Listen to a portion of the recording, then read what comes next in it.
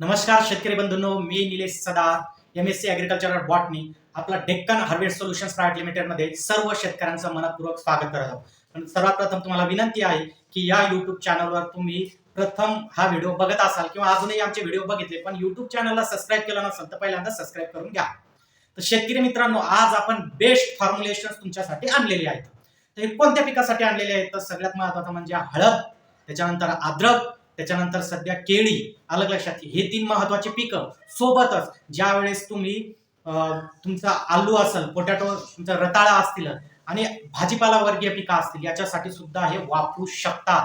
मग हे कॉम्बिनेशन कोणतं आहे? तर पहिलं जे आहे आपला 6-6-43 हे पाण्यात विरघळणारं खत आणि दुसरं आहे आपलं KMB. आता KMB आणि याच्याबद्दल KMB आणि आपण 6-6-43 बद्दल आज बोलणार आहोत.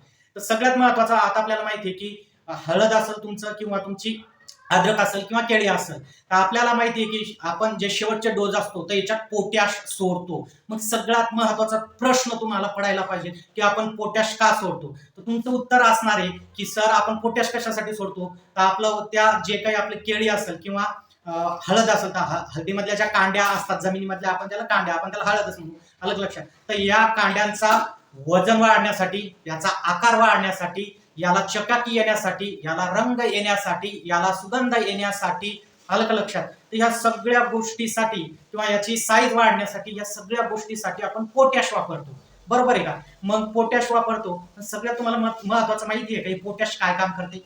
अलग लक्षात. तर हे पोटॅश 60 पेक्षा जास्त इन्झाईम त्या झाडामधले जे काही इन्झाईम्स आहेत तर यांना ऍक्टिव्हेट करण्याचं काम पोटॅश करते. म्हणूनच शेवटच्या टायमाला हे करण्यासाठी पोटॅश दिल्या जाते. आता आलं लक्षात की 60 पेक्षा जास्त प्लांट मध्ये जे झाडामध्ये इन्झाईम्स आहेत याला सक्रिय करण्याचं काम, आणि जेव्हा हे झाडामधले इन्झाईम सक्रिय होतात त्यावेळेस ही सगळी प्रोसेस घडते, जे मी तुम्हाला आता सांगितलेली आहे. तर मग आता आपलं फॉर्म्युलेशनच का? मार्केटमध्ये तर भरपूर सारे तुम्हाला अवेलेबल आहेत. मग आपलं फॉर्म्युलेशन का घ्यायचंय तुम्हाला?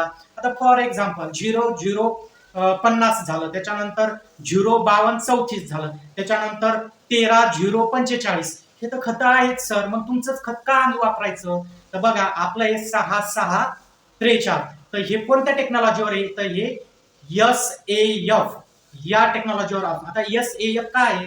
तर हे आहे स्पेशल ऍब्सॉर्प्शन फॉर्म्युलेशन. आता तुम्ही ज्यावेळेस हे बाकीचे खत वापरता तर साधारण एकरी 5 किलो किंवा 7 किलो किंवा 10 किलो अशा प्रमाणे तुम्ही ते खत देता. पण आपले ही स्पेशल ऍब्सॉर्प्शन फॉर्म्युलेशन या टेक्नॉलॉजीवर आधारित असल्यामुळं आपल्याला एवढं खत द्यायची गरज नाही. आपलं लेबल क्लेम आपण सांगितलेलं आहे, तर ते लेबल क्लेम आहे आपलं 2.5 किलो. किती? एका एकरसाठी 2.5 किलो. आणि जर हे झालं हळदीसाठी किंवा अद्रकसाठी, आणि केळीवाल्यांसाठी 1000 प्लांट साठी आपण काय सांगितलं? हे 2.5 किलो सांगितलेलं आहे. तर दुसरे महत्वाची गोष्ट, बाकीचे हे खत सांगितले हे त्या झाडांना लागू होण्यासाठी कालावधी घेतात, पण आपलं दुसऱ्या ते तिसऱ्या दिवशी त्याचे रिझल्ट जे असतील तर हे तिसऱ्या दिवशी तुम्हाला त्याचे रिझल्ट दिसणं चालू केल्या जातात. अलग लक्षात. सगळ्यात महत्वाचं दुसरं, याच्यामध्ये आपण 6% नत्र सुद्धा दिले. हे 6% नत्र काय करल? तर पोटॅशचं अपटेक करण्यासाठी महत्वाची भूमिका हे नत्र इथं तुम्हाला महत्वाचं आहे. त्याच्यानंतर याच्यात स्फुरद सुद्धा आहे 6%. तर स्फुरद वाढीच्या काळात गरजेचं असते आणि नत्र ही थोडं जास्त प्रमाणात नाही, आपण म्हणा 6%चे. त्याच्यामुळं तुमचे जे काही प्लांट्स असतील ह्या असतील तर तेही तिथं हिरवेगार राहणार, तर तेही महत्वाचं आहे. तर अशा पद्धतीचं आपलं हे साप टेक्नॉलॉजीवर आहे. दुसरा प्रॉडक्ट हे आपला KMB. आता KMB काय आहे? तर हे पोटॅश सोल्युबलायझिंग बॅक्टेरिया. जमिनीमध्ये भरपूर प्रमाणात पोटॅश, ज्याला की आपण पालाश म्हणतो, हे जमिनीमध्ये आहे. पण जमिनीमध्ये आहे पण झाडाला लागू का नाही होत आहे? तर हे विरघळणारे जे काही जीवाणू आहेत तर ते जीवाणूच म्हणजे आपलं KMB.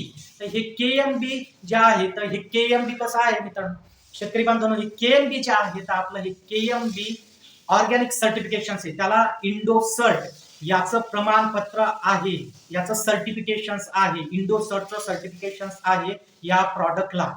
KMB आपल्याला यूज करायचं आहे तर KMB साठी आपल्याला काय करावं लागेल? तर KMB जर आपल्याला यूज करायचं असेल तर आपल्याला KMB मध्ये आपल्याला काय करायचं? 2 लिटर घ्यायचं. कशासाठी? एका एकरसाठी. हळद असेल तुमची, अद्रक असेल, आणि तुमचं जर केळाचं असेल 1000 झाडं जर केळाचे असतील तर तिथं 3 किलो घ्यायचं आहे.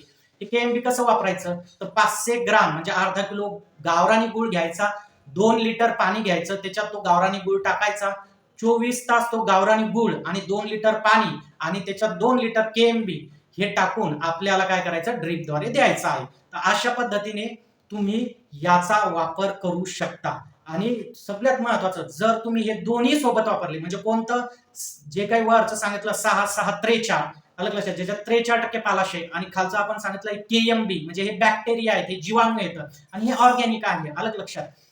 हे दोन्ही जर सोबत वापरले तर तुम्हाला आमूलाग्र बदल तुम्हाला दिसतील, अलग लक्षात. आणि बाकीच्या ज्या ठिकाणी तुम्हाला 10-10 किलो 5-5 किलो 7-7 किलो सांगत आहे, आम्ही तर तुम्हाला जे आपलं 6-7-43 आहे तर हे फक्त 2.5 किलो सांगत आहे. म्हणजे आम्ही लेबल क्लेम नुसार का सांगत आहे, कारण की हे साप टेक्नॉलॉजीवर आहे. साप म्हणजे ती पावडर नाही आहे बरं, ती बुरशीनाशक नाही, तर साप ही कोणती टेक्नॉलॉजी आहे, स्पेशल ऍब्सॉर्प्शन्स फॉर्म्युलेशन्स या टेक्नॉलॉजीवर हे आधारलेले आहे.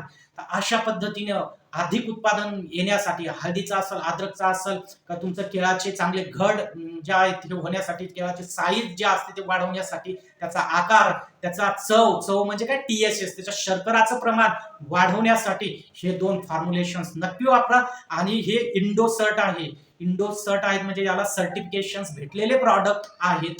त्याच्यामुळं नक्कीच तुम्हाला याचा फायदा होईल आणि उत्पादन वाढेल. पुन्हा एकदा सांगतो की पालाश हे मूलद्रव्य दिल्याच्यानं झाडामधले 60 पेक्षा अधिक एन्झाईम सक्रिय होतात, ऍक्टिव्ह होतात आणि हे ऍक्टिव्ह झाल्यामुळंच या सर्व गोष्टी घडतात आणि त्यानं तुम्हाला तुमची साईज, वजन, चव, चकाकी, अलग लक्षात, त्याच्यानंतर त्याची लेंथ, लांबी, ह्या सगळ्या गोष्टी वाढतील. तर तुम्हाला जर कोणाला लागत असेल, महाराष्ट्रामध्ये कुठेही लागत असतील हे प्रॉडक्ट, तर खाली आमचा संपर्क दिलेला आहे, याच्यासोबत तुम्ही कॉन्टॅक्ट करा. महाराष्ट्रात सर्व ठिकाणी तुम्हाला अवेलेबल होतील. आणि हे तर आम्ही आता सांगितलं आमच्याबद्दल, पण तुमचेही काही समस्या असतील या पिकांबद्दल तर त्याचे फोटो पाठवा किंवा तुम्ही आपल्या याला कमेंट्स मध्ये तुमच्या कमेंट्स टाका, आम्ही त्याचे उत्तर देऊ. असं नाही की आमचं प्रॉडक्टच घेतलं पाहिजे, असं नाहीये. पण तुम्हाला दुसरेही काही तुम्हाला समस्या असतील तर नक्की तुम्हाला शेतकऱ्यांना मदतीसाठी आपला प्लॅटफॉर्म हा सतत शेतकऱ्यांच्या अधिक उत्पादनासाठी, ते सुद्धा कमी बजेटमध्ये अधिक उत्पादनासाठी आमचा प्लॅटफॉर्म हा आता पूर्ण महाराष्ट्राच्या बाहेर पण ज्याला लागत असतील तर तिथं सुद्धा आम्ही हे प्रोव्हाइड करतो. तर लवकरच आपण नेक्स्ट व्हिडिओमध्ये भेटू. नक्कीच तुम्ही याचा काय करा, उपयोग करा आणि रिझल्ट बघा. आज इथेच थांबू.